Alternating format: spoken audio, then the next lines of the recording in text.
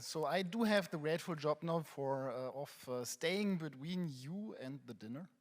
I always love the last spot on the agenda. I like what Nasi was saying about the good thing about the Eclipse Foundation is that you can be as mad and as stupid as you want, you can still contribute something. Was it what you said? Yeah. So I love it because that actually was the chance for me to being part of that journey as well. I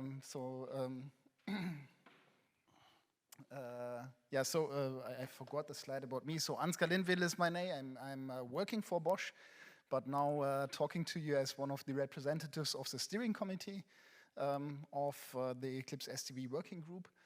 And I only have 5 slides for you, and so we can make the 10 minutes hopefully. I'd like to walk through where did we come from, where did we go so far, and then what's coming next in the upcoming months and maybe also years. So where do we come from? In the very beginning, there was the idea about not making our own middleware, everybody himself, nor buying middleware for each and everybody itself, but integrate and collaborate. And the entire thing, which then was the initial spark to found that, or to share the idea to found that working group, which was October last year, was based upon an idea. So there was no huge code base yet, there was an idea and a vision. And then by March this year, we founded the working group officially, and we did have 12 members at that point of time, just because they shared the idea and the vision, which is a great thing. So where did we went so far? Where are we today? Today we are counting 19 members, which is overwhelming for me. We just saw today that we are looking at 7 projects which either already contributed their code or are about to contribute that code, which again is a great thing. Honestly, I've not seen many open source initiatives which were based upon a vision which were able to collect that many members and also believers in a vision in that short amount of time, which is a great thing. But obviously, that's just the beginning, because finding people who share vision and who share same interest, maybe also finding people who are willing to invest money into that is one thing. But obviously problems are not usually getting solved by money only. So what is the thing which we need to do? And I think we heard it already today a couple of times. We need to work now with the initial contributions which we have and figure out where do they belong. So we already learned from Gunther this morning, which is the landscape of the Eclipse SDV working group. So technology on the edge, technology on the cloud, technology which is important for the developers. So now we need to figure out where do we belong these projects to? How does the projects correlate with each other? Maybe we'll find some overlap also in projects. Do we want to resolve those overlaps because it doesn't make sense to solve the problem twice? Maybe we also want that because we want some competition and see what is going to be the best solution. But that's obviously work to come. An announcement here, so we are about to set up also a technical group meeting, however you want to call that, within the working group, which the invitation is going to come shortly, where then exactly this discussion is going to be. So everybody can send technical representatives into to foster this kind of discussion and see, okay, how do we stick the things together? That's one thing which we need to work on. Another one which we need to work on is that we already heard about a lot of other initiatives which are out there. We heard Sophie from today also. We heard about Covesa today. Many of us know automotive-grade Linux initiatives. We heard Autosar also, and obviously it is a meaningful thing to also see how does these all initiatives work together. There are already a lot of meetings happening, especially with the colleagues of Sophie. We have regular chats, so if you want to join these discussions, all these meetings which are happening, you'll find them on the public calendar. So be part of those meetings, get engaged by yourself, either to clarify your questions or maybe also help answering to the questions. So from my point of view, it does make a lot of sense to make sure that we link all these initiatives together and that and not work everybody for itself, maybe also solving the same problem twice then. One last thing I want to announce is what is going to happen throughout the rest of this year. So we are at the very left of that overview currently, so that's the contribution day we are currently at, all of us. We are planning a second contribution day, which either is going to happen on the 22nd or 29th of September. That's something which we are going to sort out shortly on the steering committee, and then there's going to be an announcement. Michael just asked me to also announce for everybody who would like to present project proposals there. A deadline somewhere is going to be end of August, where you need to have your project proposal at the Eclipse to be able to present then something out of September. So for everybody who would like to share projects and project proposals there, keep that end of August thing in mind. A second important thing, and I know the steps are huge now, but we are still looking for a venue. So if you feel like you can share something what ZF shared with us today, feel free to step in and propose where we can conduct that second contribution day.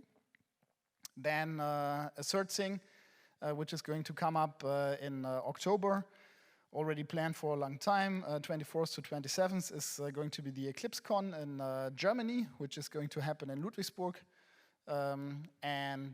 Obviously we are going to be there as well, talk about SDV.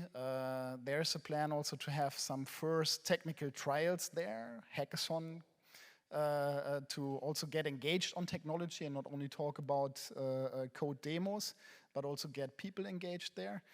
And then what we are planning for November this year, during or in parallel to the Bosch Connected World in Berlin, is that we would like to conduct a hackathon where we have a huge base of hackers there, so developers there, who can then hopefully look on a landscape of technology which we need to build out of what we are having now and integrating it to a baseline, which could be a baseline for a hackathon. We already have 3, 4, 5-ish members who would like to be part of that hackathon, help preparing that. We are still open for participants, so if you are a member, you would like to be engaged in that hackathon and also maybe give in the context of your projects, of your technology into that hackathon. That'll be great.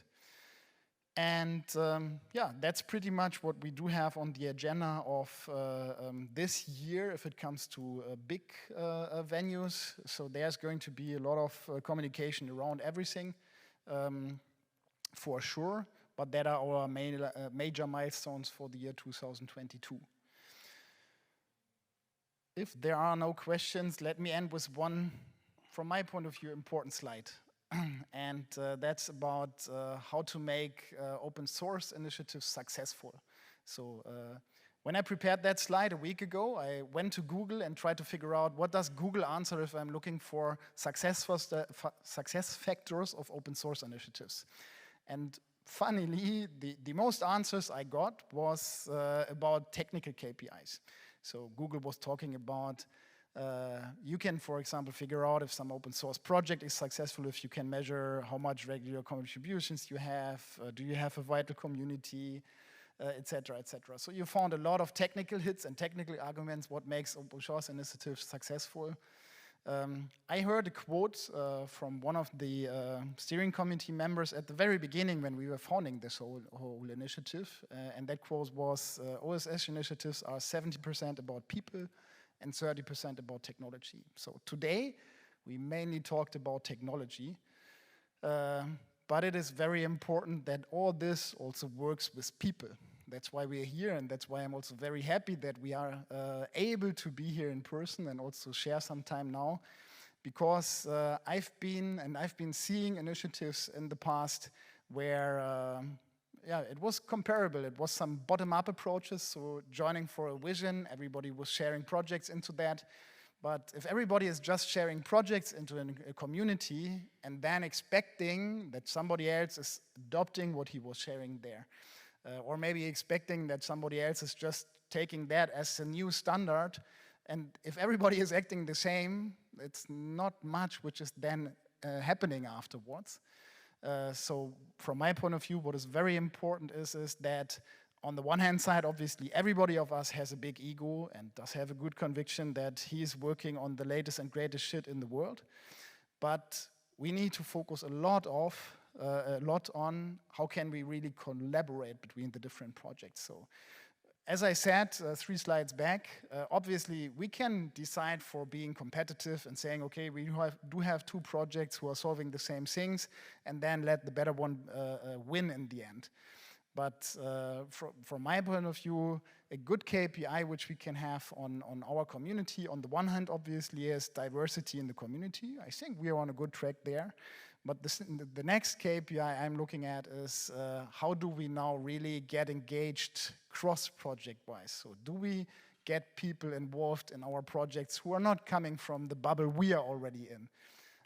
And that's something everybody of us should now work on. And that's why I'm, for example, was asking when Rex were presenting, what kind of contributions from whom would you love to see? So use that forum which we are having now, get engaged with the folks, talk to the people you would like to see contributing to your project, and ask them, is that something which they can do? And on the other hand side, also look into the projects and see if there's a stake in for you, and get engaged in these other projects. Because if we are in the end looking at projects and everybody is working on its projects, we are not going to achieve anything, right? So we are a bunch of companies, be it big ones, be it small ones, throwing money on something. But in the end, we also want this vision which we are sharing from the very beginning become true. So be aware of that. People and collaboration is an important thing in that community. And that's where I end.